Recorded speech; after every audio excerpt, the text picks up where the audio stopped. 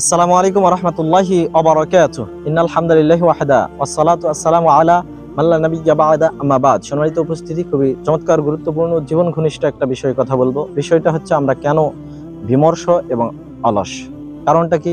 কারণ হাদিস থেকে উদ্ঘাটনের চেষ্টা করবো। আসুন সহিহ মুসলিম খুলুন, 1704 নম্বর সংখ্যায় হাদিস এসেছে। আবু হুরায়রা রাদিয়াল্লাহু আনহু থেকে বর্ণিত, তিনি বলেন, রাসূলুল্লাহ সাল্লাল্লাহু আলাইহি সাল্লাম বলেছেন, ইয়াকিদুশ শাইতান, শয়তান গিড় দেয় আলা কাফিয়াতি রাসি আহাদিকুম, তোমাদের কারো মাথার শেষ প্রান্তে, অর্থাৎ পার্শ্বদেশে, সালাসা ওকাদিন, 3টা গিট দেয়, ইয়াদরিবু কুল্লা ওকদাতিন, এবং প্রত্যেকটা গিটে সে চাপড়াতে থাকে, মারতে থাকে, আর বলতে থাকে, আলাইকা লাইলুন তাবিলুন ফারকুদ, তোমার জন্য লম্বা রাত্রি রয়েছে, অর্থে তুমি নিশ্চিন্ত মনে ঘুমাও।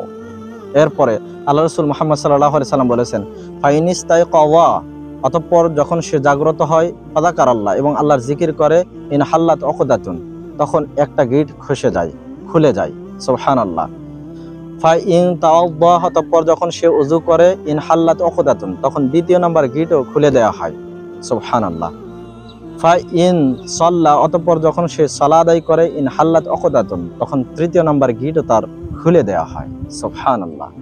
ফা আসবাহা, যখন সে সকাল করে, নাশিতান তাইয়িবান নাফসি, কর্মতৎপর এবং উৎফুল্ল মনের অধিকারী হয়ে সে সকাল করে। সুবহানাল্লাহ।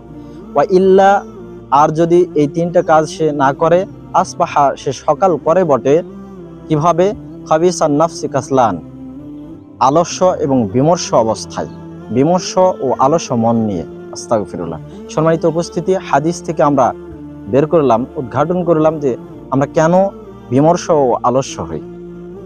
সম্মানিত উপস্থিতি, ঘুম থেকে জাগ্রত হতে হবে সঠিক সময়ে, আল্লাহ জিকির করতে হবে, বলতে হবে, আলহামদুলিল্লাহিল্লাযী আহইয়ানা বা'দা মা আমাতানা ওয়া ইলাইহিন নুশুর। এরপরে উত্তমভাবে ওযু করতে হবে, তারপরে ফজরের সালাত জামাতের সহিত আদায় করতে হবে। এই 3টি কাজ করতে পারলে 3টা গিট থেকে শয়তানের দেওয়া আমরা রক্ষা পাবো।